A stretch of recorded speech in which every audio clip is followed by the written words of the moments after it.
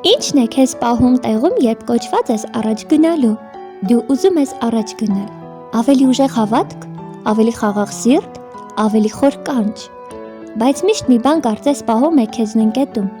Ու դու սկսում ես փնտրել պատճառը մարդկանց մեջ, հանգամանքներում, նույնիսկ Աստծո լռության մեջ։ Բայց երբ լռում է ամբողջ աշխարհը, հոգին շշնջում է։ Ինքդ քեզ հարցրու. դու չես քաշում թե քարքելակը, քեզ կարծելով խեղճ, անարժան կամ վիրավորված։ Առաջ գնալու ամենամեծ խոչընդոտը հաճախ ներսից է։ Դու կարող ես գրկել անցյալդ, այնպես ամուր, որ չես թողնում Տիրոջը փոխել ներկադ, կամ էլ վախենում ես սխալվել այնքան, որ չես փորձում քայլել։ Երբեմն դու քեզ այնքան փոքր ես զգում Աստծո առաջ, որ չես էլ համարձակվում նայել դեպի քո կոչումը, բայց լսիր։ Աստված փոքրերին մեծացնում է, ու նրա ճանապարհներն սկսվում են խոնարհությունից, ոչ թե ինքնավստահությունից։